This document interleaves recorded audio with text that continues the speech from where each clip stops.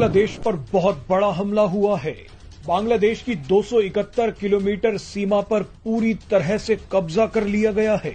यहां तक कि दावे किए जा रहे हैं कि बांग्लादेश के टेकनाफ शहर पर भी कब्जा कर लिया गया है।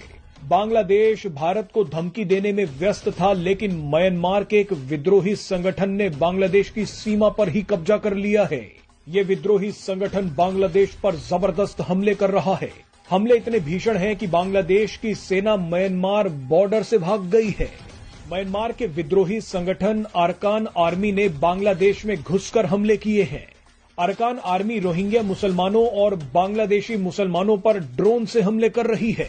कई लोगों का तो यहां तक कहना है कि अरकान आर्मी भारत को खुश करने के लिए बांग्लादेश के टुकड़े करना चाहती है, क्योंकि अरकान आर्मी चाहती है कि भारत अपना कलादान प्रोजेक्ट पूरा करे। अब इस दावे में कितनी सच्चाई है उस पर चर्चा करेंगे, लेकिन पहले आपको दिखाएंगे कि कलादान प्रोजेक्ट क्या है, अरकान आर्मी क्या है और अरकान आर्मी बांग्लादेश की सीमा पर कब्जा करके क्यों बैठ गई है। दरअसल बांग्लादेश दो देशों के साथ बॉर्डर शेयर करता है। बांग्लादेश के तीन तरफ भारत है तो एक तरफ म्यांमार। म्यांमार का रखाइन इलाका बांग्लादेश से लगता है। अब बांग्लादेश के खिलाफ रखाइन स्टेट में अरकान आर्मी आकर खड़ी हो गई है। पिछले कुछ दिनों से अरकान आर्मी बांग्लादेश पर ताबड़तोड़ हमले कर रही है। आप जानते ही हैं कि म्यांमार में गृह युद्ध चल रहा है। म्यांमार के अलग अलग इलाकों पर अलग अलग विद्रोही संगठनों का कब्जा है। ऐसे में रखाइन इलाका जो बांग्लादेश से लगता है, वहां अरकान आर्मी का राज है। आप बार बार जिन रोहिंग्या मुसलमानों के बारे में सुनते हैं वो रखाइन के रहने वाले ही हैं। रखाइन में 30% आबादी रोहिंग्या मुसलमानों की है तो 60% से ज्यादा बुद्धिस्ट है। रखाइन इलाका हमेशा से ही बुद्धिस्ट लोगों का रहा है, लेकिन इस इलाके में रोहिंग्या मुसलमानों ने बुद्धिस्ट लोगों को मारना शुरू कर दिया। इसी का बदला लेने के लिए रखाइन के बुद्धिस्ट लोगों ने 2009 में अरकान आर्मी की स्थापना की। अभी तक तो अरकान आर्मी सिर्फ रोहिंग्याओं से ही जंग लड़ रही थी, लेकिन जब से बांग्लादेश में मोहम्मद यूनुस की सरकार आई है, तब से अरकान आर्मी ने बांग्लादेश पर भी हमले शुरू कर दिए हैं। अरकान आर्मी का मानना है कि बांग्लादेश में मोहम्मद यूनुस की सरकार आने की वजह से रोहिंग्या मजबूत हो सकते हैं। इसी को रोकने के लिए अरकान आर्मी ने बांग्लादेश और म्यांमार की 271 किलोमीटर सीमा पर कब्जा कर लिया है। हाल ही में खबर आई है कि अरकान आर्मी चाहती है कि भारत अपना कालादान प्रोजेक्ट जल्दी पूरा करे। कालादान एक multi modal transit transport project है जो कोलकाता से म्यांमार और फिर म्यांमार से मिजोरम तक जाता है। इस प्रोजेक्ट में समुद्र, नदी और जमीन तीनों रास्ते शामिल हैं। कालादान प्रोजेक्ट का म्यांमार वाला हिस्सा रखाइन स्टेट से होकर ही गुजरता है। ऐसे में अरकान आर्मी भारत को खुश करना चाहती है। वो चाहती है कि भारत जल्द से जल्द इस प्रोजेक्ट का काम पूरा करे। अब म्यांमार में तो कोई सरकार है नहीं, अलग अलग जगहों पर विद्रोही संगठनों का राज है। ऐसे में रखाइन इलाके के सारे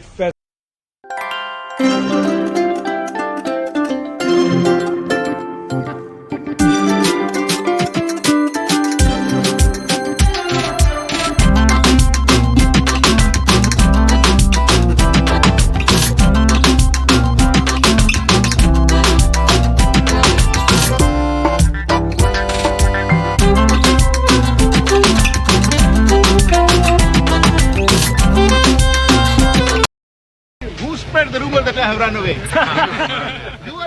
As usual, the General is eager to chat to reporters. It was the Brahman Broadcasting Corporation, BBC. We're spreading your rumors. I can tell you one thing, man. I'm the man, I'll take the tank over my body. You will see my dead body or alive. How close would you say they are to Dhaka now, General? Why should I tell you? They Why say don't they're you go going to be forward? here very early next week, General. Let them be. I am ready. Quicker the better. Why don't they come? Well, we think they are coming, quite honestly. Well, let them come. I say you go with them. You will take very good pictures. Do you think you can take care of them? Care of who? The Indians? My goodness. Anybody else are also with them. Not only Indians. You look after us, General. Inshallah. Come to me anytime. At your service, gentlemen. Anytime. What do you see happening when the Indians do hit town, General? Well, I told we'll fight it out. Is there a real possibility of street-by-street fighting? Inshallah, we'll keep them away. Not The feeling is that you don't have enough men here in the town to put up a big fight. Makes no difference. I never show my men. Will you make any attempt at a conditional surrender? No, sir. The question is either we live or we die. Colonel, is there any question of a surrender yet, do you know? Would you know? No surrenders. Yeah. There's no question of it. You know for sure, no question. No question of any surrender. That what General Niazi has been saying still stands. He means fight it. to the last man. He means it. And you mean it with him, or Of course. all of you behind him? Everyone. General, could you give us a quick rundown of how you view the situation at this time? Well, actually, as I told you, I'm not in command of the troops. The troops are being commanded by General Niazi, and he's the right person to tell you what the situation But General is. Farman, if you were in control, would you not now think of surrendering? Isn't it ludicrous to go on? No, why should we surrender? And the news that has just reached me is that Yahya Khan has given the order to surrender in the east. In fact, he gave his agreement to this at 4 o'clock yesterday afternoon. Over lunch, the defeated General Niazi is equally frank. He confirms what we think we already know, that he kept fighting long after the war was lost because President Yahya tricked him into believing the Americans and the Chinese were going to join the fight to save East Pakistan from collapsing.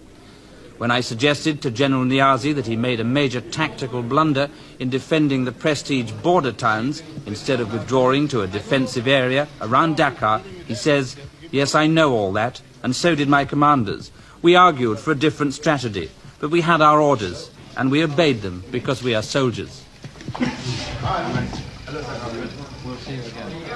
At dusk, Indian paratroops arrived for the formal surrender ceremony on Dakar racetrack. A damn good run, huh? You had right through.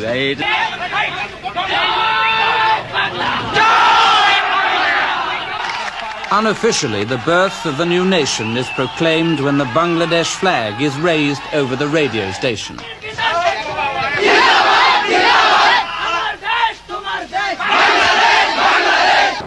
In the midst of all this confusion, the Indians finally arrive.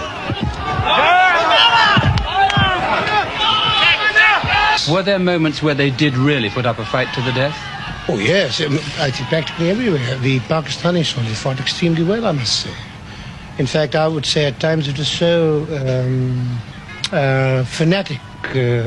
Then I've sort of said, look at this man, he's just dying for something, when he has no business to be just come charging across, which is just ridiculous at times. I felt very sorry, in fact. It seemed to us that you've taken your time. We've been expecting you for days, 4 or 5 days. Yes. What was holding you up particularly? Was it just the politics of the situation, or was it the fighting? Well, I mean, we were not in a particular hurry, really. I mean, in the sense, we wanted to finish this as quickly as possible, but you know how it is. I mean, you don't want to lose too many men in the bargain. I mean, I like to save my men, and yet win a battle if possible, rather than have them massacred. Because, this morning I lost 3 of my men, and this happened half an hour before the ceasefire or whatever it was. Would you say that the truth is that you really didn't have a chance from the very beginning of the war, once there was a war started? I am not willing to give any interview, please. Sir, you are at liberty Honestly, not to say anything. See, no. I mean, that's... I can talk to you. Just a second, a little later. At the moment, some ceremony is to go on. By now, General Niazi cannot hide the humiliation he so deeply feels. It seems to me that he is close to tears.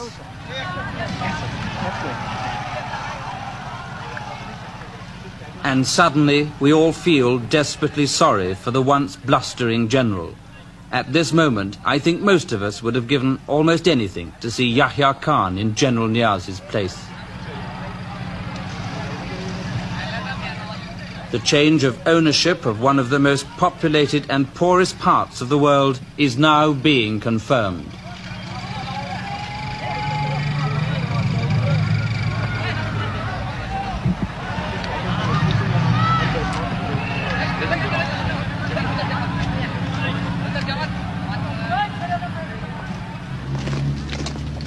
What the defeated Pakistani army leaves behind it is a legacy of bitterness and hatred. After all that's happened, it's not unnatural, I suppose, for the people of Bangladesh to bay for blood. Their soil is soaked with it, but the lust for revenge is a bad foundation for nationhood.